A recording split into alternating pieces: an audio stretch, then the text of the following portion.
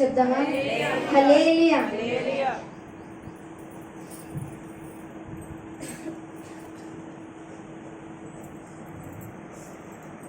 ఈ యొక్క ఆదివారం ఈ పునరుద్ధాన దినాన దేవుడు మనందరికీ అవకాశాన్ని ఇచ్చి మరొక దినం ఆదివారము తన సన్నిధిలో నిలబడటానికి దేవుడు తన కృపను చూపి మనందరినీ నిలబెట్టినందుకు మరొకసారి దేవునికి స్తోత్రం చెప్దామా? హల్లెలూయా, హల్లెలూయా. అందరూ బైబిల్లో తెరిచినట్లయితే వాక్యంలోనికి వెళ్దాం. దేవుడు ఈరోజు మనకు అనుగ్రహిస్తున్న మాటలు మనం తెలుసుకుందాం. అందరూ బైబిల్లో తెరిచినట్లయితే గలతీయులకు రాసిన పత్రిక, గలతీయులకు రాసిన పత్రిక 6వ అధ్యాయం 7వ వచనాన్ని చదువుకుందాం. గలతీయులకు రాసిన పత్రిక 6వ అధ్యాయం 7వ వచనాన్ని చదువుకుందాం. మోసపోకుడి, దేవుడు వెక్కిరింపబడడు, మనుష్యుడు ఏమి విత్తునో ఆ పంటనే కోయను. దేవునికి స్తోత్రం, హల్లెలూయా. ఇక్కడ దేవుని వాక్యంలో మనకు కనబడుతున్న వాక్యం మాట ఏంటి అంటే, మనుషుడు ఏమి విత్తునో ఆ పంటనే కోయను. మనుషులంట ఏది విత్తుతారో అదే కోస్తారు. కానీ మీ అందరికీ తెలుసు కదా, వరి విత్తితే ఏమొస్తుంది? వరే వస్తుంది. జొన్నలు విత్తితే జొన్నలే వస్తున్నాయి. కందులు విత్తితే కందులే వస్తున్నాయి. ఏం విత్తితే మనకి అవే వస్తున్నాయని దేవుని వాక్యం మనకి సెలవిస్తుంది. అయితే మనుషులైన వారు లోకానుసారంగా శరీరానుసారంగా ఏమి విత్తుతారు అని దేవుడు ఇక్కడ లేఖనంలో మాట్లాడుతున్నాడు. ఇక్కడ దేవుడు మాట్లాడుతున్న మాట ఏంటి అంటే, మనుషులు ఏమి విత్తుతారో అదే ఇక్కడ కోస్తారు, ఆ పంటనే కోస్తారు. ఇప్పుడు మీరు అందరూ నీరసం అనే విత్తనాన్ని విత్తారు కదండి. ఎందుకని అంటే పాస్టర్ గారు తిట్టారు కదా, అదే చెప్పారు కదా మీకు, ఏమని ప్రార్థనకు రాలేదని చెప్పి మీకు చెప్పడం వల్ల మీకు ఇప్పుడు మీ అందరికి ఏమొచ్చింది? నీరసం వచ్చిందా లేదా చెప్పండి, నిజంగా చెప్పండి. నిజంగా వచ్చింది కదా, నిజంగా మీ అందరికి ఇప్పుడు ఏమొచ్చింది? నీరసం వచ్చింది. నీరసం అనే విత్తనం వేసారు. ఎవరేసారు? పాస్టర్ గారా మీకు చెప్పారండి బాబు. అయితే మీరేమనుకున్నారు? తిట్టడం అనుకొని మీరు నీరసపడ్డారు కనుక, మీరు నీరసం అనే ఒక విత్తనాన్ని మీలో ఉంచుకున్నారు కనుక మీరు ఎలాంటి పంటని ఇప్పుడు కోస్తారంటే, ఈ వాక్యం అయ్యేంత వరకు కూడా ఆ నీరసం అనే పంటనే కోస్తూ ఉంటారు. ఇక్కడ మాట్లాడే మాటలు మనకి ఏమి ఎవరైనా సరే, పెద్దోళ్ళు చిన్నోళ్ళు ఎవరైనా సరే, ఇక్కడ పాస్టర్ గారు చెప్పే మాటలు ఏదైతే ఉందో వాళ్ళ మనసులకి ఏదైతే తగిలిందో, హత్తుకుందో ఆ మాటలు ఇక్కడి నుంచి వెళ్ళే వరకు వెళ్ళండి. తర్వాత ఈ గేట్ వరకు వెళ్ళే వరకు ఎలా ఉంటాయనంటే, ఆ పంట కోస్తానే ఉంటాం మన లోపల. వేసిన విత్తనం బాగా ఫలించేస్తుంది అనమాట ఇప్పటికిప్పుడే. అయితే మనం అలాంటి విత్తనం వేసినప్పుడు లేదా అలాంటి పరిస్థితులు వచ్చినప్పుడు మనం ఎలా ఉండాలి అని అంటే, అలాంటి పంట కోసేవారిగా మనం ఉండకూడదు. అయితే దేవుడు సన్నిధికి వచ్చినప్పుడు మనం ఎలా ఉండాలంటే, సంతోషంగా ఆనందంగా ఉండాలి. ఇక్కడికి వచ్చాము అని అంటే దేవుడు మనకి ఏదో మంచి మాటని, ఈరోజు కొత్తగా ఏదైనా విషయాన్ని నేర్పించడానికి దేవుడు మనకి ఈరోజు ఇక్కడికి తీసుకొచ్చాడు. ఈరోజు మిమ్మల్ని తీసుకొచ్చాడంటే ప్రార్థనకి రావట్లేదు అని చెప్పే విషయం గురించి దేవుడు మిమ్మల్ని ఇక్కడికి తీసుకురావచ్చేమో, అలా మనం అనుకోవచ్చు కదా. ఈరోజు ప్రార్థనకు వచ్చారు, స్టార్టింగ్ ప్రార్థనలు పాటలు పాడారు. పాటలు పాడినప్పుడు అందరూ నీరసంగానే ఉన్నారు కదండి. ఆరాధన చేసినప్పుడు ఉద్యమం వచ్చింది, అప్పుడైతే పరిశుద్ధాత్మ వచ్చింది మన అందరూ. అంతేనంటారా? ఎప్పుడైతే మనం ప్రార్థనకు వస్తామో, మందిరంలో అడుగు పెడతామో, ఏ నీరసమున్నా, ఏ కోపాలున్నా, ఏ తాపాలున్నా ఆ విత్తనాలన్నీ ఎక్కడ వదిలిపెట్టేయాలి? ఇంటికాడ వదిలిపెట్టాను. కుదిరితే మళ్ళీ వేసుకోండి, కావాలి నేను వద్దాను. అయితే ఇక్కడికి రాగానే మనం సంతోషం అనే విత్తనాన్ని నాటుకున్నాయి మనం ఉంటే గనక, సంతోషం అనే పంటనే మనం కోస్తాం. ఇక్కడి నుంచి వెళ్ళేలోపు ఎవరు ఏం మాట్లాడినా ప్రతి పాటలో సంతోషమే కనబడుతుంది, ప్రతి మాటలో సంతోషమే కనబడుతుంది. ఎందుకు? ఇక్కడ రాగానే మనం సంతోషాన్ని చూసి ఉన్నాం కనుక, సంతోషాన్ని అనే విత్తనం మనం ఇక్కడికి అడుగు పెట్టగానే వేసుకున్నాం కనుక సంతోషం అనే పంటనే మనం కోస్తాం. దేవుడు అదే చెప్తున్నాడని, మనుషులు ఏదైతే విత్తుతారో ఆ పంటనే కోస్తారు. ఇప్పుడు మనం చక్కగా దేవుని వాక్యాన్ని విందాం. వినాలంటే మీలో ఆ నీరసం అనే విత్తనం వెళ్ళిపోవాలంటే ఒక చిన్న గేమ్ ఆడుకుందాం మనం. ఒకసారి వీడియో పని చేయండి. అందరూ ఇక్కడే ఉండండి. ఇన్స్ట్రుమెంట్స్ ఎక్కే వాళ్ళు ఒకసారి మరొకసారి గలతీయులకు రాసిన పత్రిక 6వ అధ్యాయం 7వ వచనాన్ని చదువుకుందాం. మోసపోకుడి, దేవుడు ఎక్కిరింపబడుడు. దేవుడు వెక్కిరింపబడుడు. మనుషుడు ఏమి విత్తునో మనుషుడు ఏమి విత్తునో పంటనే కోయును. ఆ పంటనే కోయును. ఇక్కడ మనుషుడు ఏదైతే విత్తనము విత్తుతాడో ఆ పంటనే కోస్తాడు అని చెప్పి దేవుని వాక్యం సెలవిస్తుంది. నిజమేనండి. మనం పనులు చేసుకునే వాళ్ళం, పొలం పనులు చేసుకునే వాళ్ళు, ఏవైతే లేదా ఏదైనా తోటల్లో పనులు చేసుకునే వాళ్ళం, మనం చేసే పనులు, పొలం పనులు చేసినా చేయకపోయినా అందరికీ ఆ విషయం తెలుసు. ఏదైతే విత్తనం అక్కడ వేస్తామో, పొలంలో వేస్తామో ఆ విత్తనాన్ని మనం తిరిగి పొందుతాం, లేదా ఆ పంటనే మనం కోస్తాం. ఏదైతే మనం విత్తుతామో అదే వస్తుంది, కానీ వేరుగా మనకైతే రాదు. దేవుడు అదే చెప్తున్నాడు. ఏదైతే మనుషుడు విత్తుతాడో, ఏ విత్తనం అయితే మనుషుడు తన హృదయంలో కానీ, తన ఇరుగు పొరుగు వారితో కానీ, తన ఇంటి వారితో కానీ ఏదైతే విత్తనం విత్తుతాడో అదే విధంగా తన పంటను కోస్తాడని దేవుని వాక్యం సెలవిస్తుంది. మనుషుడు ఇప్పుడు అవినీతిగా ఆ విత్తనము విత్తితే అతడు నాశనం అనే పంట కోస్తాడు. ఎందుకు అంటే అతడు అవినీతి పరుడుగా ఉన్నాడు కాబట్టి అతడికి ఎలాంటి పంట వస్తుంది? ఎందుకంటే అతడు మనసు మార్చబడలేదు, అతని జీవితం మార్చబడలేదు, అతడు మారు మనసు కలిగిన లేడు. ఎందుకంటే అతని జీవితం ఇంకా అవినీతిగానే ఉంది కనుక అతనిలో నాశనం అనే పంట మాత్రమే కోయగలడు, కానీ అతడు మంచి పంటను కోయలేడు. ఎప్పుడైతే స్వార్థం అనే విత్తనము మనుషుడు విత్తుతాడో అతనిలో ఒంటరితనమే మిగులుతుంది. ఒంటరిగానే అతడు ఉంటాడు. ఎందుకనంటే అతడు స్వార్థంగా తన గురించే తనే ఉండాలి, తనే చేయాలి, తనకే కావాలి.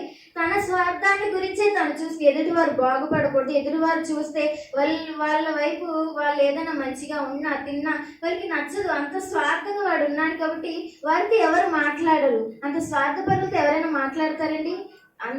ఇంటి పెరుగు వారికి ఎందుకు? కానీ మీ ఇంట్లో ఎవరైనా అన్నదమ్ములు ఉన్నారనుకోండి, అక్క చెల్లెళ్ళు ఉన్నారనుకోండి, వాళ్ళు ఒకరికొకరు స్వార్థంగా ఉంటే వాళ్ళిద్దరిలో ఇష్టం పుడతనా? వాళ్ళిద్దరూ చక్కగా కలిసిమెలిసి ఉండగలరా? ఉండలేరు. ఎందుకంటే వారు ఒంటరితనాన్ని అనే పంటను వాళ్ళు కోస్తున్నారు. ఎందుకంటే స్వార్థం అనే విత్తనాన్ని వాళ్ళు వేసుకున్నారు కనుక వారు ఎలాంటి పంటను కోస్తున్నారంటే ఒంటరితనం అనే పంటను కోస్తున్నారు.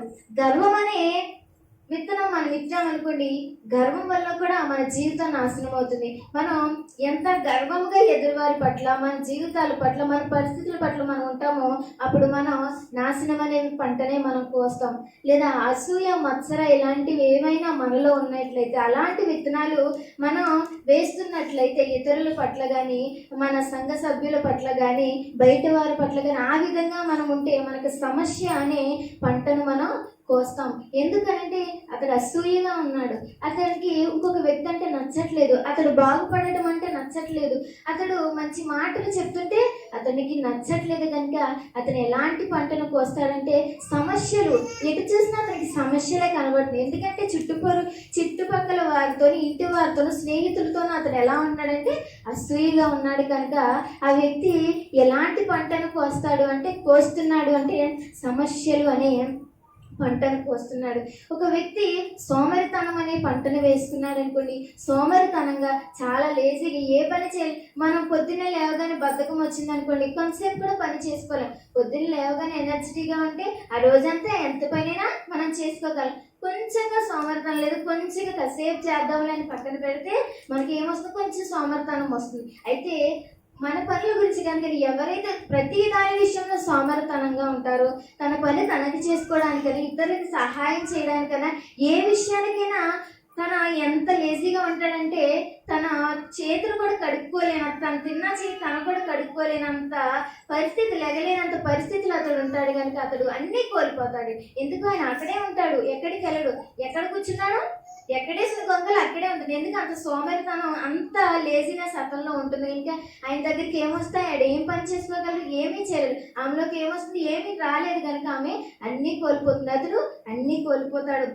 చేదు అనే విత్తనము, లేదా చేదుగా ఉండడం, ఒకరి వైపు ఒకరంటే నచ్చకపోవటం, ఇది మనం అలాంటి విత్తనం మనం వేసినప్పుడు మనం ఎలా ఉంటాము అంటే అందరికీ దూరం అవుతాం. మనం ఎవరేం చెప్తున్నా వారి మాటలు పక్కన పెట్టేసి, వారికి నాకు నచ్చరు, వారంటే నాకు చేదు, వాళ్ళంటే నాకు గిట్టరు, నాకు పడరు కనుక వారి మాట నేను వినను అంటే వ్యక్తులకి ఎలా ఉంటుంది ఆ మాట? వీడు ఎంత చెప్పినా వినడు, వీడికి నేను అంటే ఇష్టం లేదు, నచ్చదు కనుక వీడితో ఉన్నా వేస్టే అని ఒకరు మన నుండి దూరం అవుతారు తప్ప ఈ లోకంలో మన దగ్గరికి రారు. ఎందుకు అని అంటే చేదు అనే విత్తనము మనలో ఉంది కనుక.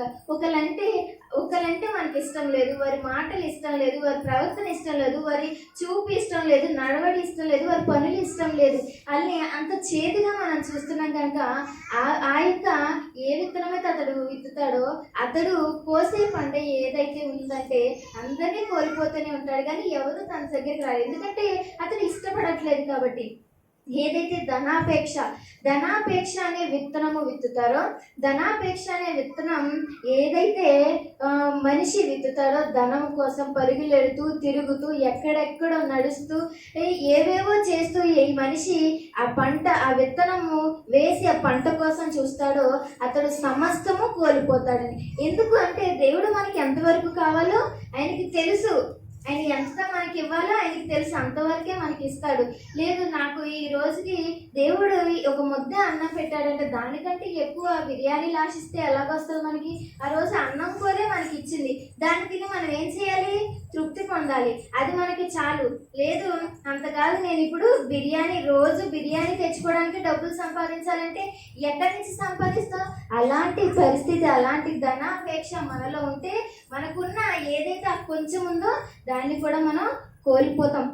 ఎప్పుడైతే ఆ సమస్తము కోల్పోతాం మనం, ఎప్పుడైతే ధనాపేక్ష మనలో వస్తుందో ధనమే సర్వస్వం అని మనుషులు తిరుగులాడుతూనే ఉన్నారు. అప్పుడు మనకేమవుతుంది అని అంటే మన పరిస్థితులు, ఏ మనిషి అయితే ధనము కోసం పరుగులెడుతూ ధన లాభము కోసము ధనాపేక్షతో అతడు తిరుగులాడుతూ పరుగులెడుతూ ఉంటాడో అతనికి ఉన్న ఆ కొంచెంలో కూడా ఆ కొంచెం ధనం కూడా అతని నుండి వెళ్ళిపోతుంది, ఆయన దగ్గర ఉండదు. ఎవరైతే చెడ్డ విత్తనాలు చెడుగా చాడీలు చెప్తూ ఉంటారో వాళ్ళకి శత్రువులనే పంటకు వస్తారు. ఒకరి గురించి ఒకరు చెప్పామనుకోండి, ఇద్దరు మాట్లాడుకొని మేమిద్దరం పక్కకి వెళ్ళిపోయి నా గురించి తన గురించి నేనో చెప్పుకొని ఇలాగ అందరికీ పాకితే చివరికి చెప్పుకున్న ఇద్దరు ఏమవుతారు? మిగిలిన వాళ్ళందరికీ శత్రువులే అవుతారు. వాళ్ళు ఎలాంటి పంటను కోస్తున్నారు? శత్రువులనే పంటనే కోస్తారు. ఎందుకు అని అంటే చాడీలు అనే విత్తనాలు వాళ్ళు వేస్తున్నారు కనుక, చాడీలు అనే మాటలు వాళ్ళు చెప్తున్నారు కనుక, చాడీలు అనే ప్రవర్తన వారిలో ఉంది కనుక, అలాంటి బిహేవియర్ వాళ్ళలో ఉంది కనుక వారు ఎలాంటి పంటను కోస్తారంటే శత్రువులుగానే వాళ్ళు మిగిలిపోతారు. ఎవరు చూసినా వారిని శత్రువులుగానే భావిస్తారు. కానీ వీడు నా గురించి ఇలా చెప్పాడు, వీడు నా స్నేహితులని నేను చెప్పుకున్నాను, కానీ నేను చెప్పిన దానికంటే వ్యతిరేకంగా వెళ్ళి నా గురించి వేరేగా చెప్పింది, ఇతడు వెళ్ళి అతడికి వేరేగా చెప్పాడు అంటే వీడు నాకు శత్రువే. నేను మిత్రుడని అనుకున్నా, కానీ వీడు నాకు శత్రువు. ఇక నుంచి ఎందుకనంటే వీడు నా గురించి చాడీ చెప్పాడు కనుక వీడు ఎలాంటి విత్తనాన్ని కోస్తున్నాడు, ఎలాంటి విత్తనాన్ని విత్తాడు అనంటే చాడీలనే విత్తనం విత్తడం వల్ల శత్రువులనే పంటను అతను కోసి ఉన్నాడు. ఎవరైతే చింతిస్తూ ఉంటారో సంవత్సరాల తరబడి నెలల తరబడి ఒకే విషయం కొరకు, కుటుంబం విషయం కొరకు, లేదా పరిస్థితుల కొరకు, కుమారుల కొరకు, కుమార్తెల కొరకు, ఇల్లు కొరకు, వివాహాల కొరకు, దేని గురించైనా నువ్వు చింతిస్తూనే ఉన్నావా? మనం ఎలా అవుతామంటే ముడతలు అనే విత్తనాన్ని మనం కోస్తాం, పంటను మనం కోస్తాం. ఎందుకు? మనం ఏడుస్తుంటే మన ముఖం ఎలా అయిపోద్ది? వికారంగా మారిపోద్ది. వికారంగా మారితే ఒకరు మనల్ని చూడగలరా? మన మొహం అంతా మారిపోద్ది. ఒక నైట్ అంతా కూర్చొని ఏడుస్తూనే ఉండండి, మీకు అలాంటి పరిస్థితులు రాలేదా? తెల్లారి అద్దంలోకి వెళ్ళి మన మొహం చూసుకుంటే ఎలా ఉంటుంది? కళ్ళన్నీ ఉబ్బిపోయి కళ్ళు కింద డార్క్ సర్కిల్స్ వచ్చేసి ఎలా పడితే అలాగా నీరసం అనేది మొహంలో మనకి వేరొకరు చెప్పక్కర్లే. అద్దం ముందు మనం వెళ్ళగానే మన మొహం మనకి వికారంగా ఉంటుంది. ఎందుకనంటే మనం చింతిస్తూనే ఉన్నాం ఏదో దాని కొరకు, ఏదోగా సమస్య కొరకు, ఏదో ఒక పరిస్థితి కొరకు మనం చింతిస్తూనే ఉన్నాం కనుక ఆ సమస్య తీరలేదు, రాలేదు, సహాయం దొరకలేదు, దేవుడు సహాయం చేయలేదు. సహాయము కొంచెం సమయం లేట్ అయినా దాని గురించి మనం ఏంటి అంటే ఎన్నో రకాల 100 ఆలోచనలు 1000 ఆలోచనలు పెట్టుకొని దాని కొరకు మనం బాధపడుతూనే ఉన్నాం, చింతిస్తూనే అది జరగలేదు అవ్వలేదు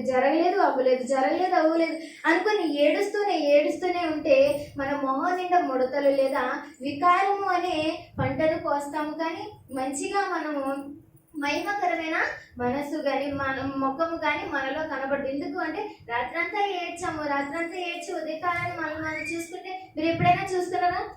రాత్రంతా అక్కర్లేదు, ఒక గంట అమ్మ కొట్టిందో నాన్న కొట్టాడో లేకపోతే పక్కన వాళ్ళు తిట్టారు, ఏదో అయ్యింది సమస్య ఇంట్లో, ఏదో సమస్య వచ్చింది, వెంటనే ఏడ్చాక ఏమైంది, కళ్ళు కొంతమందికి అయితే బాగా ఎర్రగా అయిపోతాయి, మామూలుగా ఎర్ర కాదు, కొంతమందికి ఎంత ఏడ్చినా అవ్వు కానీ కళ్ళు ఉబ్బిపోతాయి. అలాంటి పరిస్థితులు చూస్తాం. అప్పుడు మనం చూస్తే చిచ్చి నా ఫేస్ పాడైపోయింది అని చెప్పి మనం ఏమనుకుంటాం, అమ్మాయిలు అయితే అనుకుంటారు కంపల్సరీ, అబ్బాయిలు ఎందుకంటే వాళ్ళు ఏడ్చినా ఎడవకపోయినా అది తర్వాత విషయం. కాబట్టి అమ్మాయిలు ఏడిస్తే ఎలా ఉంటుందంటే వాళ్ళ ముఖ కవలికలు కానీ మొహంలో ఉన్న ప్రతి పార్ట్ ఏదైతే ఫేస్ మీద ఉందో ఫేషియల్ అంతా పోద్ది, కాబట్టి వాళ్ళకి అనేది చింత అనేది వస్తుంది.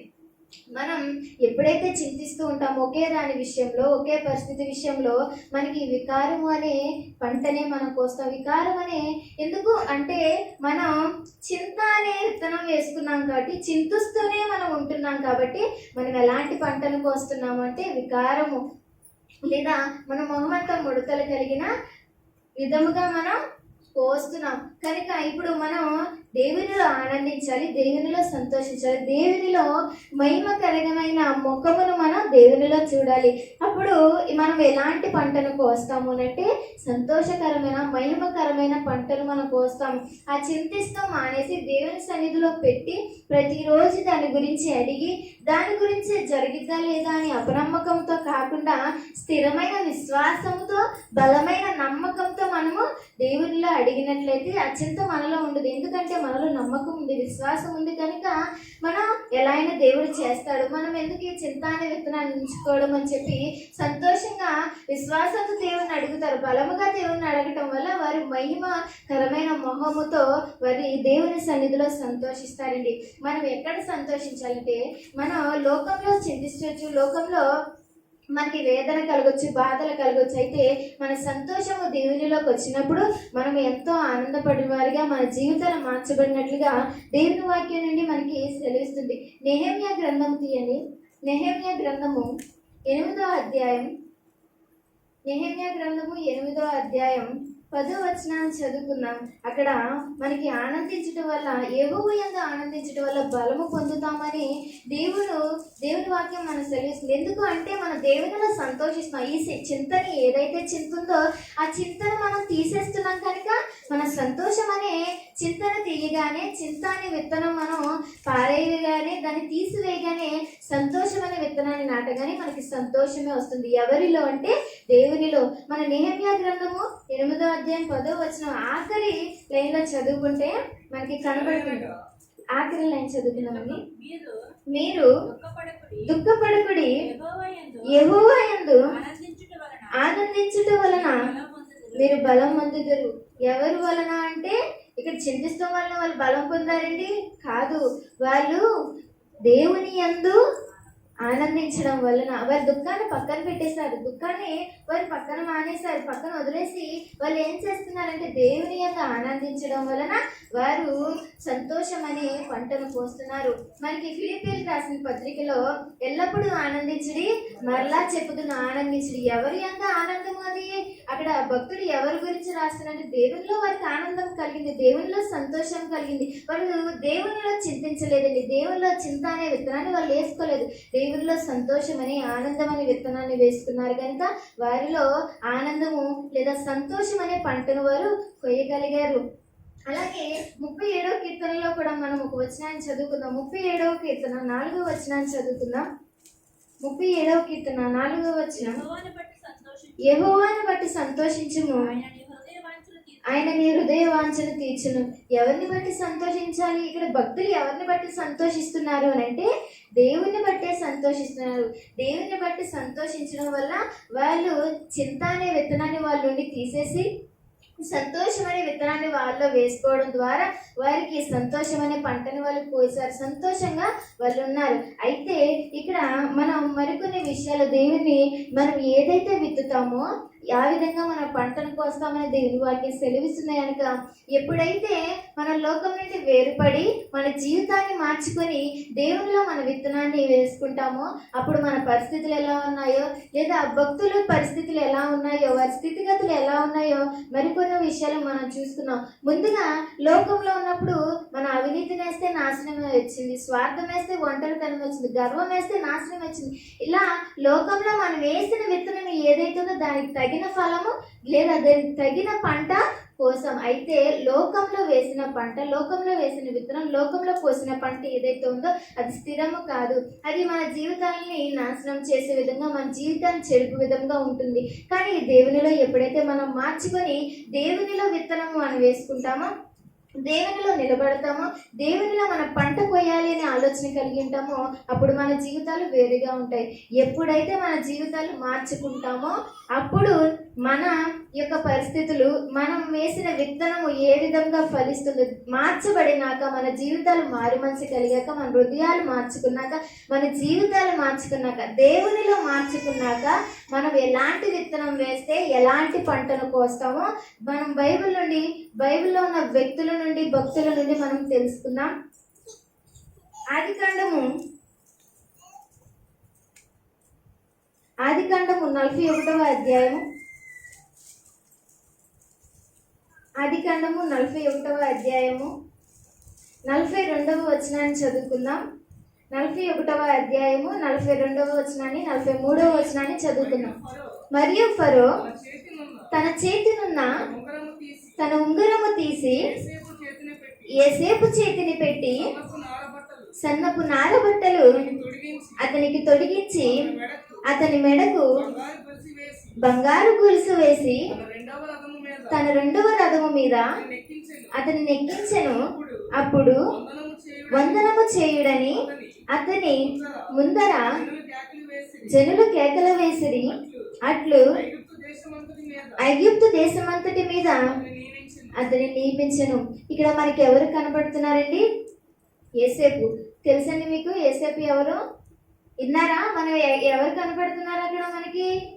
యోసేపు కనపడుతున్నాడు, అలాగే ఒక రాజు కనపడుతున్నాడు, ఫరో కనపడుతున్నాడు. ఐగుప్తు రాజైన ఫరో మనకి కనబడుతున్నాడు. అయితే ఇక్కడ ఏంటి అనంటే మన జీవితం మార్చుకుంటే మనం ఎలాంటి పంటను కోస్తామంటే మనం ఏది విత్తుతామో అదే కోస్తామని దేవుని వాక్యం సెలవిస్తుంది. కనుక మనం మన జీవితాలు మార్చుకుంటే ఎలాంటి విత్తనాన్ని విత్తితే మనం ఎలాంటి పంటను కోస్తాము అని అంటే, మనం యథార్థత అనే ఒక విత్తనాన్ని విత్తితే మనము నమ్మకము అనే పంట కోస్తామండి. చెప్పండి, ఎలాంటి విత్తనం విత్తాలి? గట్టిగా యథార్థత చెప్పండి, గట్టిగా చెప్పండి. యథార్థత అనే విత్తనము విత్తితే మనం ఎలాంటి పంటను కోస్తామంటే నమ్మకం అనే పంటను మనం కోస్తాం. మనం బయట విషయాలు బయట గురించి కాదు, దేవుని వాక్యమే మనకి సెలవిస్తుంది. ఎలా అంటే భక్తుడైన దేవుని భక్తుడైన యోసేపు ద్వారా మనం యథార్థతను చూస్తాం. మనందరికీ తెలిసిన విషయమే ఎలాంటి వాడు యోసేపు, ఎలాంటి పరిస్థితులు అతడు ఎదుర్కొన్నాడు, ఎలాంటి స్థితిగతులు అతనికి ఎదురయ్యాయి, ఎలాంటి స్థితి నుండి అతడు ఎలాంటి స్థితికి వచ్చాడు అనేది మనందరికీ తెలుసు. సండే స్కూల్ పిల్లలైనా యోసేపు కథలు చెప్పమంటే, యోసేపు గురించి చెప్పమంటే చక్కగా చెప్తారు. అయితే మనం యోసేపు యథార్థంగా ఉండడం వలన అతడు నమ్మకం అనే పంటను కోసాడు. యథార్థత అనే విత్తనం వేయటం వల్ల నమ్మకం అనే పంటను అతడు కోసాడు. ఎలా కోసాడు అంటే, సమయం అయినా మనం మరొక సమయం దేవుడిస్తే మరొక వారం నేను మీ ముందు ఉంటే, అంటే నేను హాస్టల్కి వెళ్ళాలి కనుక ఒకవేళ ఉంటే ఎక్కువ సంగతులే ఉన్నాయి, ఇంతవరకు అయిన మట్టికి నేను మీ మధ్య పంచుకుంటాను. వచ్చే వారం ఉంటే మరికొన్ని విషయాలు మీతో దేవుడు నాకు సహాయం చేస్తే పంచుకుంటాను. అయితే ఇక్కడ మనం యోసేపుని చూస్తాం. యోసేపు యథార్థత అనే విత్తనాన్ని ఎలా వేశాడు, నమ్మకం అనే పంటని ఎలా కోసాడు అని మన విషయాలను నేర్చుకుందాం. యోసేపు మనకి తెలుసు, యాకోబు కుమారుడిలో ఒకడు యోసేపు. యోసేపు తన జీవితాన్ని ఎలా గడిపాడు, తన అన్నల గురించి, వీటన్నిటి గురించి తెలుసు. యోసేపు తన పుట్టిన కాడ నుంచి పెరిగి దేవుని సన్నిధిలో ఎదిగి తన తండ్రి ద్వారా ఆలపాలను చూసుకుంటూ దేవుని సన్నిధిలో వెదకడం, దేవుని యందు భయభక్తులు కలిగి ఉండడం, దేవుని కళలను దర్శనాలను ఎక్కువగా చూస్తూ దేవునిలో ఎదిగిన వ్యక్తి యోసేపు. తన అన్నలు అతన్ని ఎంతగానో హింసించారు, ఇబ్బంది పరిచారు. హేళన చేశారు, ఎగతాళి చేశారు. అయినప్పటికీ తన జీవితాన్ని మార్చుకోలేదు. వీళ్ళు ఎలా అంటున్నారు, నేను ఎందుకు ఇలా ఉండాలి అని తను అనుకోలేదు. ఎలా అయితే దేవునిలో తను చిన్నప్పటి నుండి ఉన్నాడో అదే విధముగా అతడు ఉన్నాడు కనుక యోసేపు ఎలాంటి పంటను కోసాడంటే నమ్మకమైన పంటను కోసాడు. అతడు యథార్థంగానే జీవించాడు. తన కుటుంబస్తులు పట్ల, తన యొక్క అన్నదమ్ములు ఎవరైతే ఉన్నారో వారి పట్ల, వారి ఒక భార్య, బిడ్డలు, వీళ్ళందరి పట్ల నమ్మకం లేదా యథార్థముగానే అతడు ఉన్నాడు. అతడు పెరిగి పెద్దవాడయ్యాడు. కొన్ని పరిస్థితులు వాళ్ళ అన్నలకి యోసేపు నచ్చకపోవటం వలన యోసేపుని వారి అన్నలు ఐగుప్తులకు అమ్మేయటం, అక్కడికి వచ్చిన వారికి అమ్మేయటం మనకి కనబడుతుంది. మనకి తెలిసిన విషయమే. మనం అక్కడ యోసేపుని అమ్మేయడం మనం చూస్తాం. ముందుగా వారిని చంపాలి అని అనుకుంటారు. అయితే వారిలో కన్నా వారిని ఆపి నమ్మేద్దామని ఆలోచన కలిగి అమ్మేసి వారిని తీసుకొని పోయేలా చెప్పి తన తండ్రికి యోసేపు చనిపోయాడు, ఇలాగా ఒక మృగం వచ్చింది చంపేసిందని వారి తండ్రికి నచ్చ చెప్పి వదిలేస్తారు. అయితే యోసేపు అక్కడి నుంచి ఐగుప్తుకు వెళ్తాడు. అక్కడికి వెళ్ళాక తన జీవితం ఎలా ఉంది అంటే, ఏ విధంగా తన కుటుంబంలో పెరిగాడో, ఏ విధంగా తన తల్లిదండ్రుల మధ్య పెరిగాడో, తన అన్నదమ్ముల మధ్య పెరిగాడో, తన బంధువుల మధ్య, ఇరుగు పొరుగు వారు పెరిగాడో, ఎలా పెరిగాడో అదే విధంగా తన ఐగుప్తుకి బానిస అయిపోయినా వాళ్ళకి అమ్మబడిన తన జీవితాన్ని ఏది మార్చుకోకుండా అదే విధముగా అక్కడ తన జీవితాన్ని కొనసాగించాడు. అక్కడ ఒక వ్యక్తి అతన్ని కొనడం మనకి కనబడుతుంది. ఎవరు అనంటే ఫరో యొక్క రాజ సంరక్షకుడు, సేనాధిపతి పోతీఫరు ఎవరిని యోసేపుని కొనడం జరుగుతుంది. యోసేపుని తన ఇంటిలోకి చేర్చుకోవడం, యోసేపుకి తన పనులన్నిటిని చెప్పడం, అతనికి కలిగిన ఆస్తుల్లోని, వారి పొలాల్లోని పరిస్థితులు ఏవైతే పోతీఫర్కి కలిగినాయో వాటన్నిటిలో అతనికి మంచిగా నేర్పించి, నువ్వు వీటి మీద అధికారిగా ఉండి, వీటి మీద అధికారం, ఇది నువ్వు చూసుకోవాలని అతనికి ఇవ్వడం ఇక్కడ మనం చూస్తాం. అక్కడికి వెళ్ళాక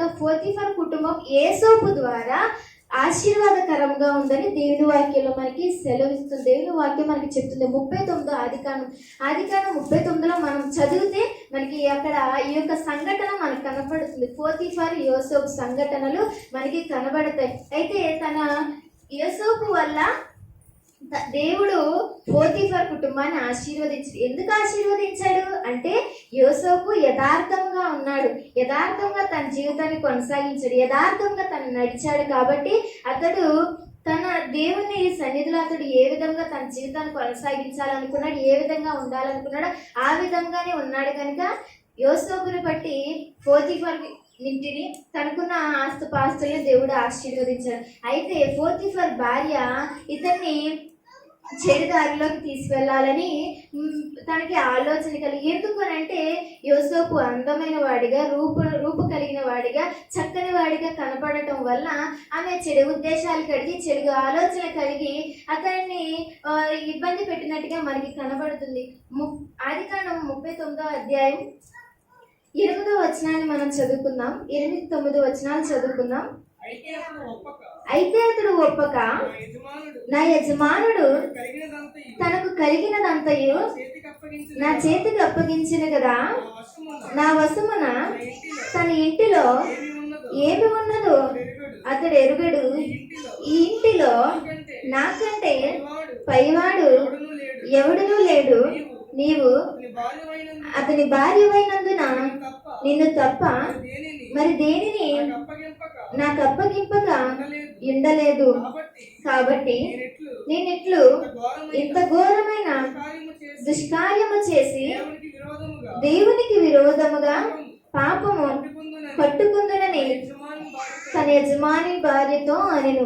మనకి ఇక్కడ కనబడుతుంది. మీరందరూ విన్నారు కదండి, యోసేపు ఏ విధముగా తన యజమాని పోతీఫర్ భార్యతో మాట్లాడుతున్నాడు అనంటే, ఎంత యథార్థంగా తన జీవితాన్ని కాపాడుకుంటున్నాడు అనంటే, అతడు తన భార్య ఆమె ఇబ్బంది కలిగించిన పరిస్థితులు అతను ముందుకి తీసుకొచ్చిన, చెడు తలంపులు అతను ముందుకు తీసుకొచ్చిన అతడు బెదరక, ఆ వైపు వెళ్ళక, తన హృదయాన్ని మలుచుకోక, తన యథార్థమైన జీవితాన్ని కాపాడుకొని తను ఏం చెప్తున్నాడంటే, ఈ ఇంటిలో ప్రతి దాని మీద నా యజమాని నాకు ప్రతి దాని మీద అధికారం ఇచ్చాడు, ప్రతి దాని మీద హక్కు ఇచ్చాడు. అసలు ఈ ఇంట్లో నాకు తెలిసినంత అతనికి ఏమీ తెలియదు. ఆ ఇల్లు అతనిదే, కానీ ఈ ఇంట్లో ఎక్కడే వస్తువు ఉంది, ఎక్కడ ఏమున్నాయి, ఎక్కడ ఎలాంటివి జరుగుతున్నాయో, ఈ ఇంటి పరిస్థితులు, ఆస్తులు, ఉపాసులు అన్నీ నాకు తెలుసు.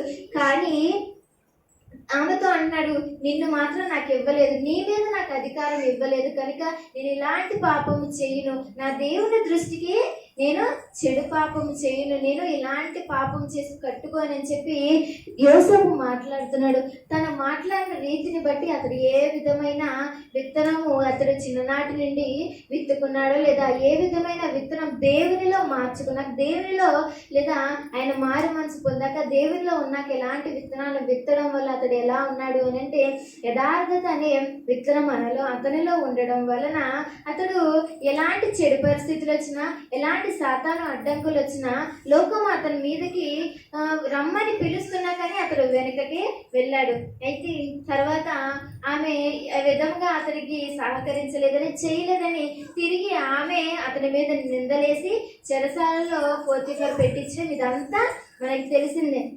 అయితే ఇదంతా అయిపోయాక ఆయన చెరసాల్లోకి వెళ్ళాక చెరసాల నాయకుడికి కూడా దేవుడు యోసేపు పట్ల దయను కటాక్షమును చూపించాడు కనుక అక్కడ కూడా తన అధికారాన్ని దేవుడు ఇచ్చి ఉన్నాడు. అక్కడ సైనికులు ఎవరైతే చెరసాల్లో ఖైదీలు ఉన్నారో వాళ్ళందరి మీద అతనికి అధికారం ఇచ్చి వారు చేసే పనులు చక్కగా చేపించమని అక్కడ కూడా మనం యోసేపును మంచి స్థితిలో చూస్తున్నాం. ఎందుకంటే తన జీవితం యథార్థముగా ఉంది కనుక, అతడు యథార్థమైన విత్తనాన్ని వేసుకున్నాడు కనుక ఆ విధంగా మనం చూస్తున్నాం. ఇలా కొంతకాలం అయ్యాక మనం కళల భావం చెప్పడం, ఎవరు అంటే పానదాయకుడు, వీళ్ళ గురించి ఏవైతే కళలు వారికి అంటారో, ఎలాంటి పరిస్థితులు వారికి వస్తాయి, ఎవరైతే రాజ సన్నిధిలో ఉంటారో, ఇవన్నీ కళలు భావాలు అతను చెప్పడం ద్వారా అక్కడ మనం చెరసాల్లో చూస్తుంటాం. తర్వాత ఒకరు చంపబడడం, ఒకరు దేవుని రాజ్యంలో మళ్ళీ రాజు దగ్గర పని చేసుకోవడం చూస్తాం.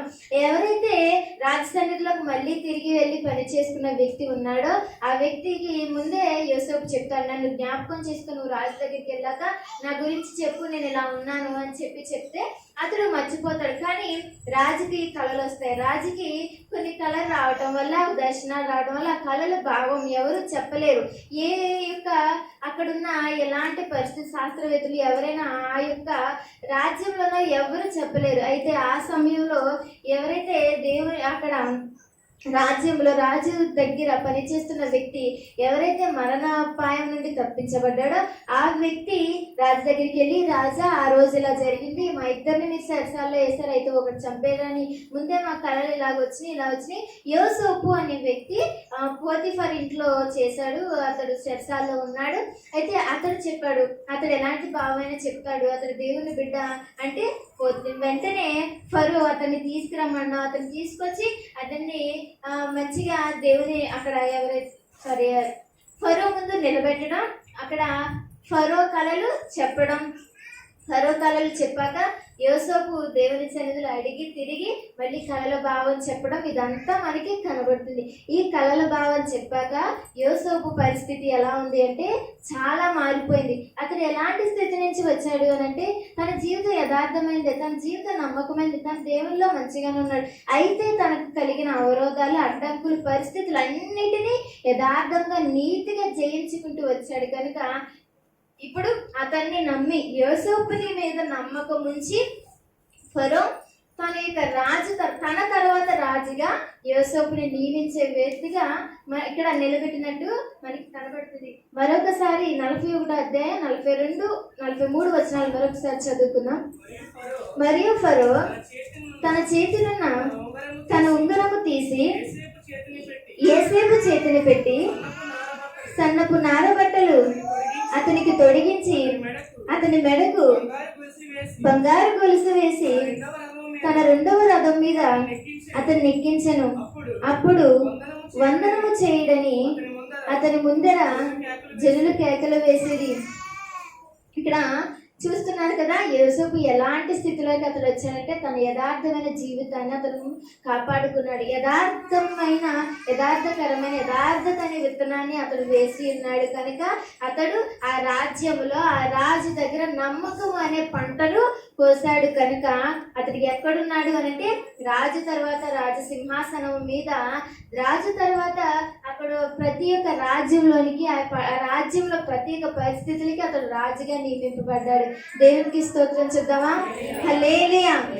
ఏదైతే మనం మన జీవితంలో మార్చుకుంటామో, మన జీవితం మార్చుకున్నాక యథార్థత అనే విత్తనాన్ని మన జీవితంలో ఎలా అయితే యోసేపు యథార్థత అనే విత్తనాన్ని వేశాడో, అలాగే మనం కూడా యథార్థత అనే విత్తనాన్ని మన జీవితంలో ఉంచుకున్నప్పుడు, ఎలా అయితే యోసేపు నమ్మకం అనే పంటను కోసాడో మనం కూడా అలాగే నమ్మకం అనే పంటను కోస్తాం. ఎలా అంటే ఒకరు మనకి ఏదైనా పని చెప్పారనుకోండి, అది యథార్థంగా అతను ఎలా చెప్పాడో, ఆమె ఎలా చెప్పిందో అదే విధముగా మనం కరెక్ట్గా చేసుకొని తిరిగి వాళ్ళకి అప్పచెప్పినప్పుడు అతను మనల్ని నమ్ముతాడు కనుక మనం ఎలాంటి పంటను కోస్తాం? అతను మనల్ని నమ్మాడు కనుక నమ్మకం అనే పంటను కోస్తాం. నమ్మి మనం చేశాడు కనుక తిరిగి మళ్ళీ ఇంకొక పని చెప్పొచ్చు, ఇతన్ని మళ్ళీ మనం వాడుకోవచ్చు, ఇతను మళ్ళీ మనం మంచిగా చూడొచ్చు. ఎందుకంటే ఇతడు చెప్పిన పని యథార్థంగా చేశాడు, యథార్థంగా తన మాటను మనకి చూపించాడు, లేదా యథార్థంగా తన ప్రవక్తను మన ముందు ఉంచాడు కనుక ఇతన్ని నమ్మొచ్చు. అంటే మనల్ని చూసిన వారు కూడా మనకి ఏదైనా, మనము కూడా యథార్థత అనే విత్తనం వేసుకున్నప్పుడు మనము కూడా ఎలాంటి పంటను కోస్తాము అంటే నమ్మకం అనే పంటను కోస్తాం. దేవుని వాక్యం సెలవిస్తున్న తన భక్తుడైన యోసేపు ద్వారా మనం యథార్థంగా ఉంటే నమ్మకం అనే పంటను కోస్తామని దేవుని వాక్యం మనకి సెలవిస్తుంది. దేవుని భక్తుల ద్వారా మనకి తెలుస్తున్నాయి. రెండవదిగా మంచి కార్యములు చేస్తే మనం ఎలాంటి విత్తనం కోస్తాము అని అంటే, మంచి కార్యములు అనే విత్తనం వేయటం వల్ల ఎలాంటి పంటను కోస్తామంటే మంచి స్నేహితులు మనకి వస్తారు, మంచి పరిస్థితులు మనకి అనుగ్రహించబడతాయి. మొదటి సమూయేలు గ్రంథము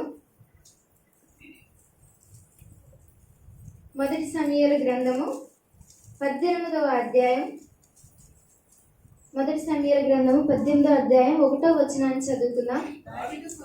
దావీదు సౌలుతో మాట్లాడుట చాలించినప్పుడు యోనాతాను హృదయము దావీదు హృదయముతో కలిసిపోయిను.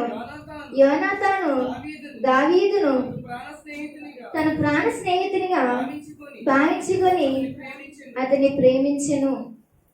ఇక్కడ మనకి ఎవరు కనపడుతున్నారు అని అంటే యోనాతాను, దావీదు అనే ఇద్దరు వ్యక్తులు మనకి కనబడుతున్నారు. దావీదు ఎవరంటే మహారాజు, దావీదు మహారాజు. యోనాతాను ఎవరంటే సౌలు కుమారుడు అనమాట. అయితే ఇక్కడ యోనాతానులో ఒక మంచి కార్యము మనం చూస్తాం, లేదా మంచి కార్యము అనే విత్తనం అతనిలో ఉండటం వలన అతన్ని మంచి స్నేహితునిగా ఎవరిని ఎంచుకున్నాడు అని అంటే దావీదుని ఎంచుకున్నాడు. దావీదు మంచి స్నేహితునిగా యోనాతానుని ఎంచుకున్నాడు. ఎందుకనంటే యోనాతాను తండ్రి అయిన సౌలు దావీదుని చంపాలని, దావీదుకి రాజ్యం దక్కకూడదని, దావీదుని వ్యతిరేకించాలని, దేవుని అక్కడ రాజ్యంలో ఉండనివ్వకూడదని చాలా కుట్రలు చేసి తను చంపాలని విరోధంగా దావీదుని తరుముతూనే ఉన్నాడు. అయితే అతను కలిగిన పరిస్థితులన్నిటిలో అతనికి ఏదైతే తన తండ్రి యోనాతాను తండ్రి చేస్తున్నాడో వాటన్నిటి నుండి యోనాతాను దావీదుని తప్పించాడు.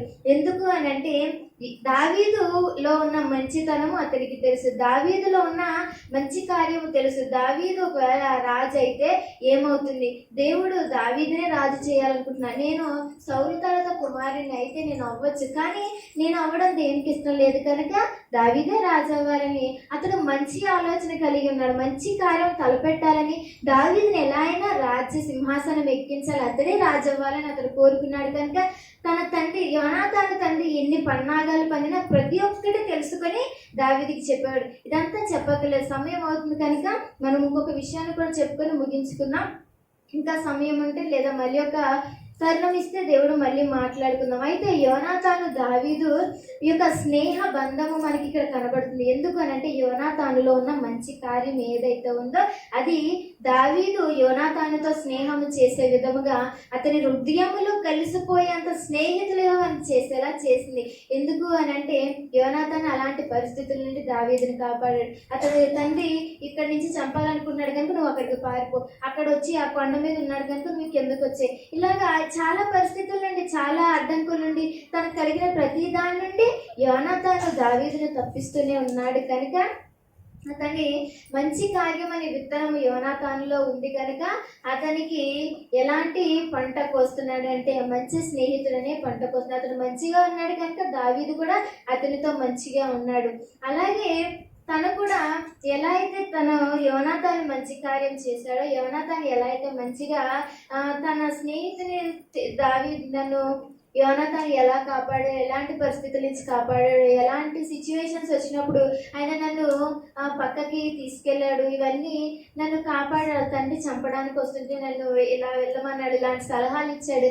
అయితే యోనాతాను నేను మంచి స్నేహితుడు, యోనాతానుతో నేను స్నేహం చేయొచ్చని దావీదు అతనితో స్నేహం చేశాడు. అలాగే తన సౌలు అలాగే యోనాతాను ఫిలిష్తీయులతో చనిపోయాక యోనాతాను కుమారుడైన ఎవరు మెఫీబోషెతుని తన్ని దావీదు ఏవైతే సౌలు తన రాజ్యంలో సౌలు ఆస్తులు ఏవైతే ఉన్నాయో అతని మనవడైన మెఫీబోషెతుకి లేదా యోనాతాను కుమారుడికి దావీదు ఇస్తాడు. ఎందుకు అనంటే యోనాతానులో ఉన్న మంచి కార్యం అనే విత్తనము ద్వారా అతడు మంచి స్నేహితుని ఎంచుకున్నాడు కనుక మంచి స్నేహితుడు అనే పంట యోనాతాను కోసాడు. మంచి స్నేహితుడు అనే క్రెడిట్ ఎవరికి వచ్చింది అని అంటే యోనాతానికి వచ్చింది కనుక అతడు చేసిన మంచి కార్యములకు మంచి పనులకు యోనాతానికి నేను ఏదైనా ఉపకారం చేయాలి, ఏదైనా కార్యం జరిగించాలి అని చెప్పి మంచి చేయాలి అని చెప్పి అతడు చనిపోయినా అతడు చేసిన కార్యం మర్చిపోకుండా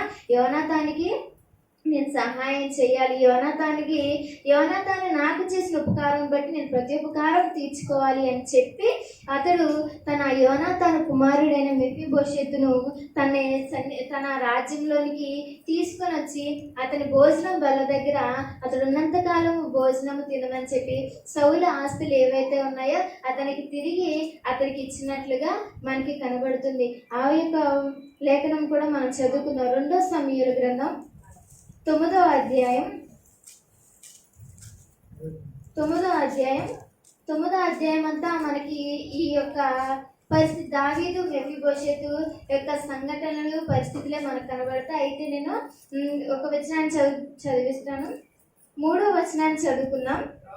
రాజు యెహోవా నాకు దయ చూపినట్లుగా నేను ఉపకారము చేయుటకు సౌలు కుటుంబంలో ఎవడైనా నొకడు శేషించి ఉన్నాడా అని అతని అడగగా షీబా యోనాతానుకు కుంటికాళ్ళు గల కుమారుడు ఒకడు ఉన్నాడని రాజుతో మనవి చేసిన. ఇక్కడ యోనాతాను కుమారుడు ఎలా ఉన్నాడంటే కుంటికాలతో ఉన్నాడు. ఎందుకు అనంటే సౌలుని తన కుటుంబాన్ని ఫిలిష్తీయులు తరుముకొస్తున్నప్పుడు ఈ యొక్క బిడ్డ ఎవరైతే మెఫీబోషెతు ఉన్నాడో అతడు కూడా ఆ యొక్క పరుగుల్లో ఆ యొక్క చంపుతారు అనే ఆ భయముతో పరుగులాటల్లో అతడు పడిపోవడం వల్ల తన కాలుని పోగొట్టుకుంటాడు. అప్పటి నుంచి అతడు కుంటివాడిగా ఉంటాడు. అయితే ఈ మెఫీబోషెతుని ఒకరు పెంచుతారు లేదా ఒకళ్ళ ఇంట్లో అతడు ఉంటాడు. అయితే అతడు యోనాతాన్ని వాళ్ళు ఏవైతే షేబా ఉన్నాడో అతన్ని షీబా దగ్గర తెలుసుకొని అతన్ని రమ్మని అతనితో మాట్లాడిన విషయాలు మనకి కనబడతాయి. ఇక్కడ మనకి 6-7 వచనాలు కూడా చదువుకుందాం. సౌలు కుమారుడైన యోనాతానుకు పుట్టిన మెఫీబోషెతు దావీదు నొద్దకు వచ్చి సాగిలపడి నమస్కారము చేయగా దావీదు మెఫీబోషెతు అతన్ని పిలిచినప్పుడు అతడు చిత్తము నీ దాసుడనైనా నేనున్నానను. అందుకు దావీదు నీవు భయపడవద్దు, నీ తండ్రి అయిన యోనాతాను నిమిత్తము నిజముగా నేను నీకు ఉపకారము చూపి నీ పితరుడైన సౌలు భూమి అంతయు నీకు మరలా ఇప్పింతును, మరియు నీవు సదాకాలము నా బల్ల యొద్దనే భోజనము చేయదు అని సెలవీయగా. చూడండి, నేను ఏదైతే చెప్పానో ఇక్కడ అదే విషయాలు దేవుని వాక్యంలో కనబడుతున్నాయి.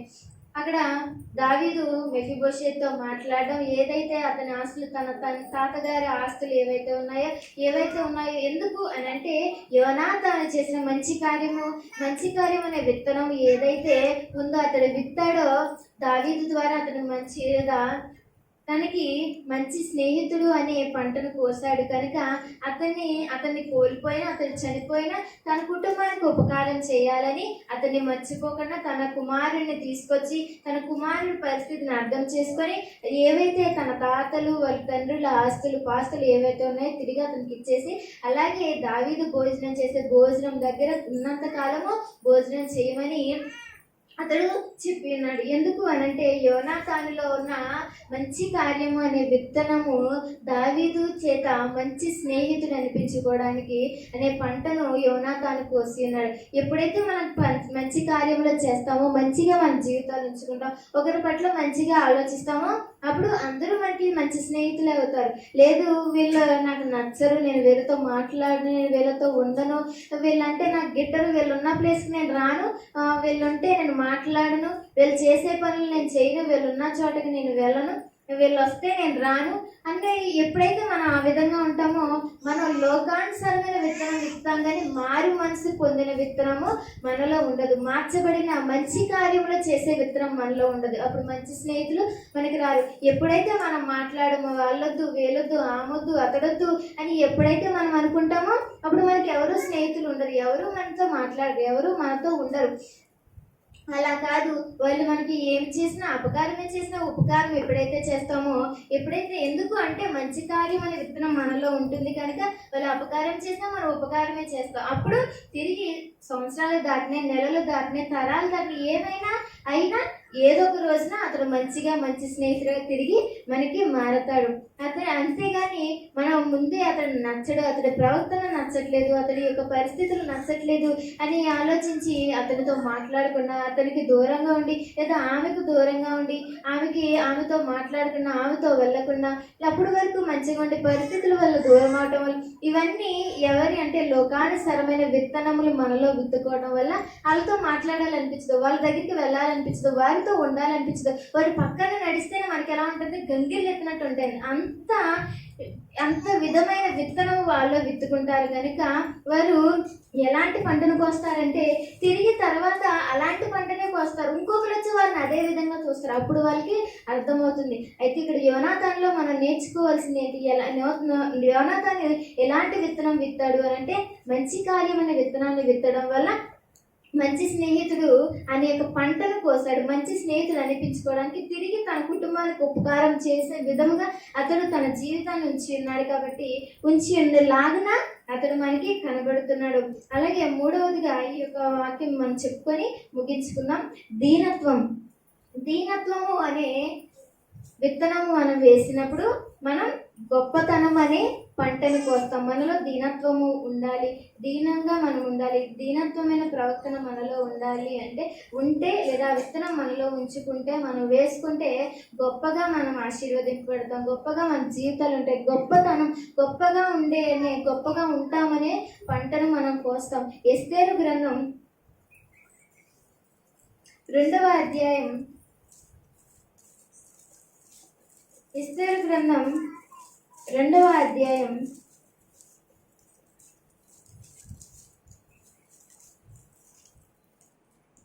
17వ వచనాన్ని చదువుకుందాం.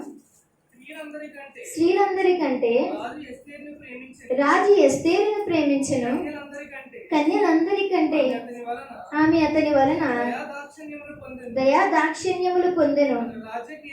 అతడు రాజ కిరీటమును ఆమె తల మీద ఉంచి ఆమెను వస్తీకి బదులుగా రాణిగా నియమించెను. ఇక్కడ ఎస్తేరు రాణి అవ్వటానికి కారణం ఏంటి అని అంటే ఆమె దీనత్వము కలిగి దీనత్వము అనే విత్తనం ఆమెలో ఉంచుకోవడం వల్ల, నాటుకోవడం వల్ల, ఆమె విత్తడం వలన ఆమె ఇప్పుడు ఎలా కనబడుతుంది అని అంటే రాణిగా, మహారాణిగానే మనకి కనబడుతుంది. ఆమె ఇక్కడ మనకి ఎస్తేరు గురించి తెలియనిది ఏమీ లేదు. ఎస్తేరు గురించి ఎన్నో కథలు, స్టోరీలు, వాక్యాలు, ప్రసంగాలు ఎన్నో ఎస్తేరు ఏ విధంగా పెంచబడింది, ఏ విధంగా ఉంది, ఎక్కడుంది అంటే తన పిన్న తండ్రి దగ్గర వాళ్ళ అమ్మ తల్లిదండ్రులు చనిపోయాక పిన్న తండ్రి పెంచడం, అక్కడ వారు అక్కడ ఉండడం, ఆ దేశంలో ఉండడం, ఆ రాజుకి వస్తి అనే ఆమెతో వివాహం అవడం. అయితే కొన్ని పరిస్థితుల వల్ల ఆమెని అక్కడి నుంచి వెలివేయటం, తర్వాత ఆ రాజుకి వివాహం కొరకు అక్కడ ఆ దేశంలో ఉన్న స్త్రీలందరినీ రాజనగరం ఏదైతే రాజకోటలోకి తీసుకెళ్ళాక వాళ్ళందరినీ ఉంచటం. అందులో ఎస్తేరు ఘనముగా ఎంచబడటం, గొప్పదానికి ఎంచబడటం జరిగింది.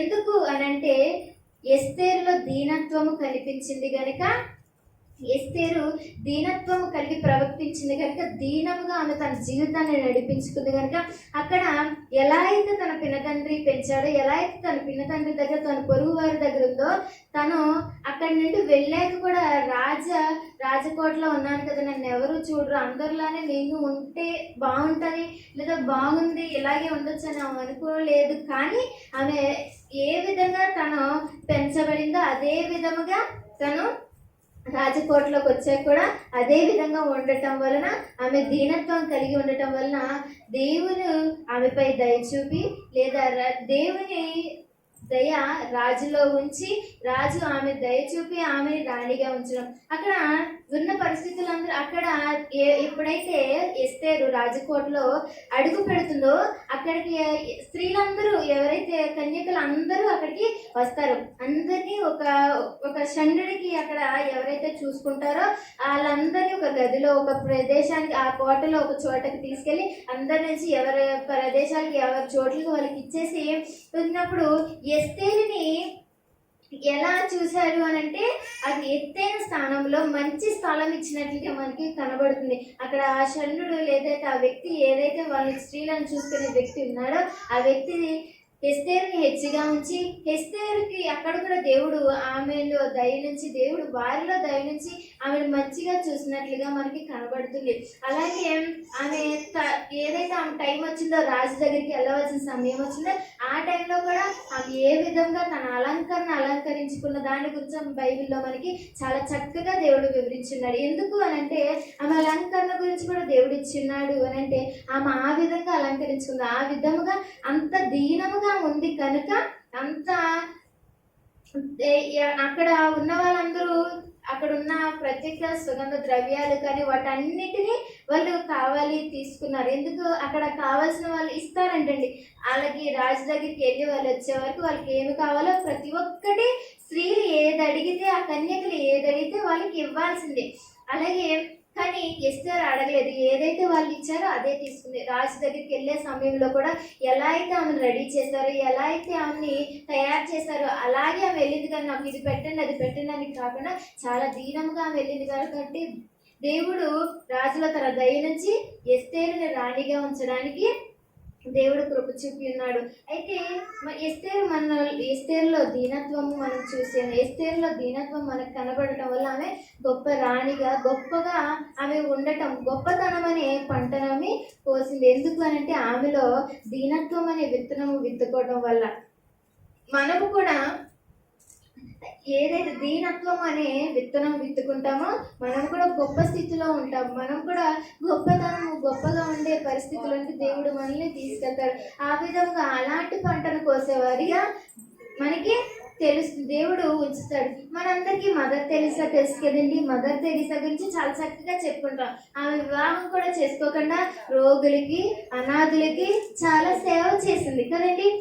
ఆమె ఎంత అంటే ఆమె చాలా అందంగా ఉండేదంట, మంచిగా ఉండేది. తను ఇండియాకి వచ్చినప్పుడు కన్యకగానే ఇక్కడికి వచ్చింది. అయితే ఆమె వివాహం చేసుకోకుండానే ఇక్కడికి వచ్చింది. ఇక్కడికి వచ్చాక ఇక్కడ పరిస్థితులు చూసి, ఇక్కడున్న రోగులను చూసి, అక్కడున్న పరిస్థితులు, వ్యాధులు కలవారిని చూసి వారిపై ఈమెకి దయ కలిగి ఆమె చక్కగా వారందరినీ చక్కగా చూసుకోవడం, వాళ్ళందరినీ చక్కగా వారికి కలిగిన ఏవైతే రోగములు ఉన్నాయో వాటన్నిటిని ఆమె, వాళ్ళకి ఎలాంటి పరిస్థితులు ఉన్నా, ఎలాంటి రక్తం వచ్చినా, చీమ వచ్చినా, వాంతులు చేసేసుకున్నా ఆమె చేతులు పట్టి చక్కగా చేసేదంట. ఎందుకు అంటే ఆమెలో దీనత్వం ఉంది కనుక, అలాంటి దయ దేవుడు ఆమెలో ఉంచాడు కనుక ఆమె అటు రీతిగా ఉంది. అయితే ఆమె గురించి ఒక విషయాన్ని, సన్నివేశాన్ని మేము ముందు పెడతాను. అయితే ఈమె కన్యకగా ఉన్నప్పుడు ఆ యొక్క మాటను మనం చెప్పుకొని ముగించుకుందాం.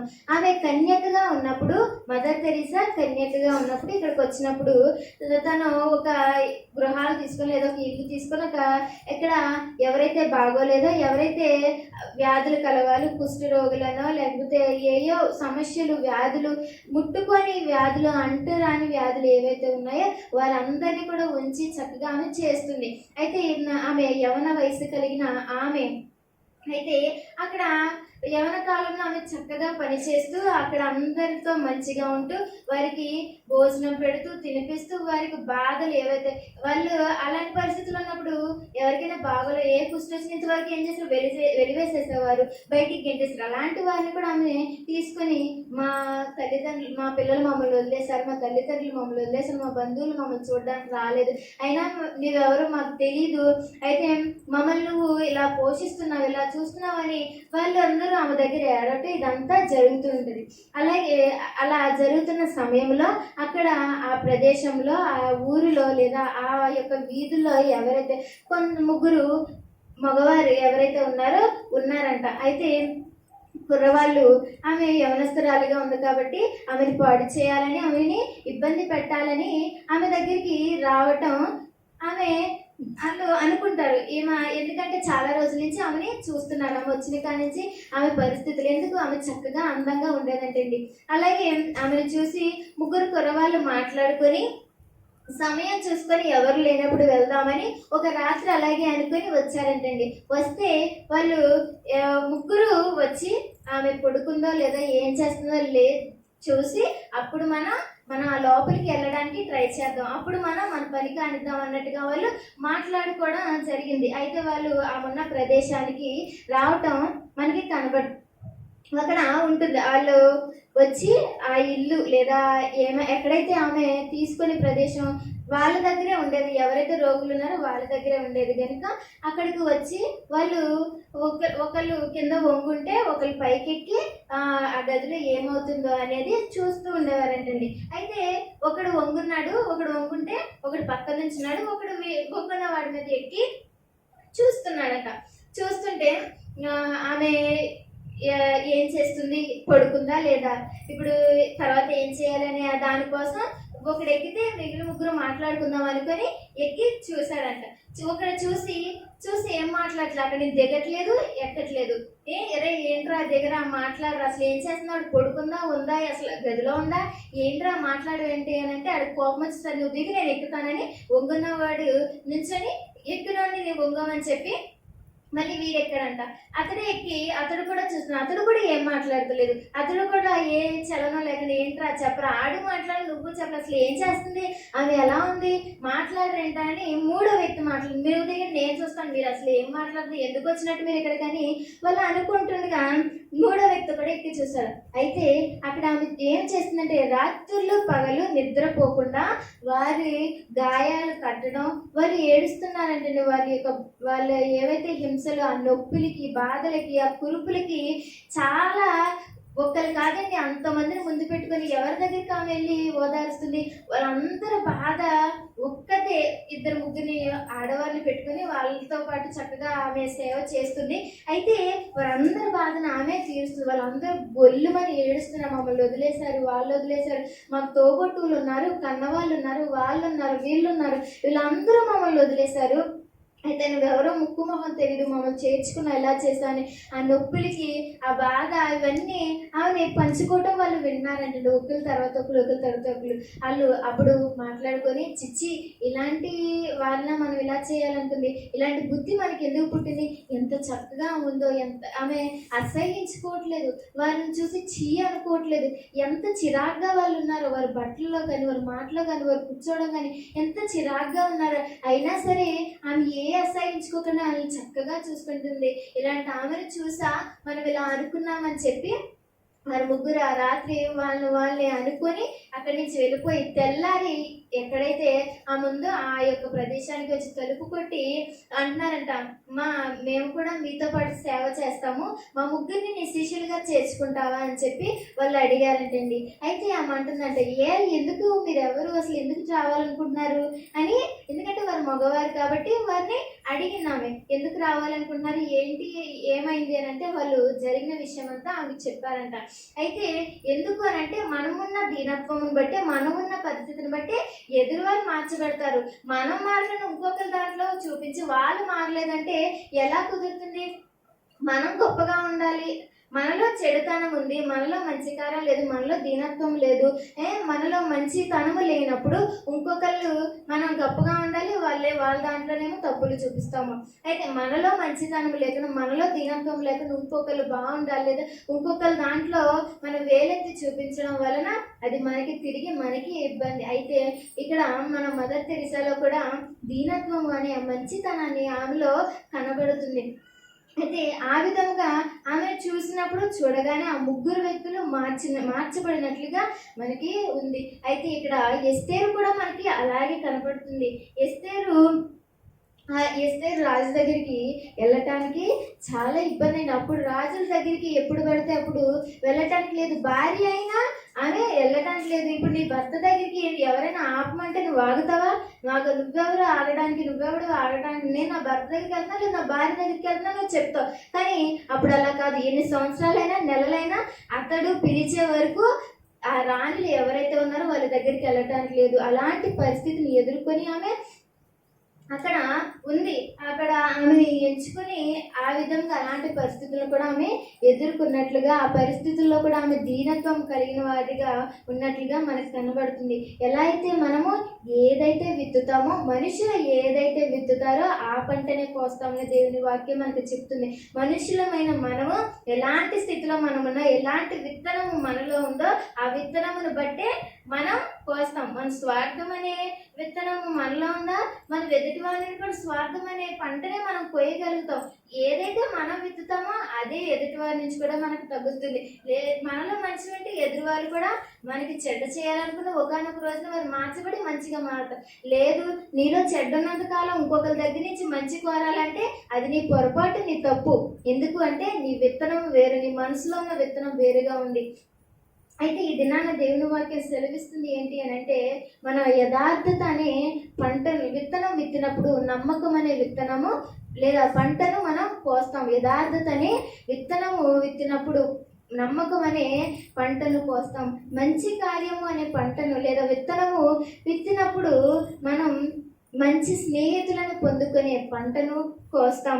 దీనత్వము అనే విత్తనం విత్తినప్పుడు గొప్పగా ఉండటం అనే పంటను మనం కోస్తాం. దేవుడు ఈ దినాన్ని చెప్తున్నారు, మనలో ఉన్న విత్తనం ఏ విధంగా ఉందో మనం మార్చబడితే మన జీవితాలు కూడా, ఎలా అయితే భక్తులు దేవుని పట్ల తన జీవితాలను మార్చుకున్నారో అలాగే దేవుడు కూడా మన జీవితాలను మార్చుతాడండి. దినాన ఏవైతే మనం విత్తుకుంటున్నామో, ఏవైతే మన మనసులో ఉన్నాయో అవే దేవుడు విత్తుతాడని దేవుని వాక్యం సెలవిస్తుంది. అదే మనము విత్తుతామని దేవుని వాక్యం సెలవిస్తుంది. కనుక ఈ దినాన మనం మనసు మార్చబడితే మనము దేవునిలో మారిన వారిగా మనం ఉంటే మనలో కూడా యథార్థత అనే విత్తనం ఉంటుంది, లేదా మనలో మంచి కార్యం అనే విత్తనం ఉంటుంది, లేదా దీనత్వం అనే విత్తనం మనలో ఉంటుంది. కనుక మనకి తిరిగి అలాంటి మంచి విత్తనాలే లేదా అలాంటి మంచి పంటనే మనం కోస్తామని దేవుని వాక్యం సెలవిస్తుంది. ఈ యొక్క మాటలు దేవుడు మన వినికిడిలో దీవించి ఆశీర్వదించిన గాక. ఆమేన్.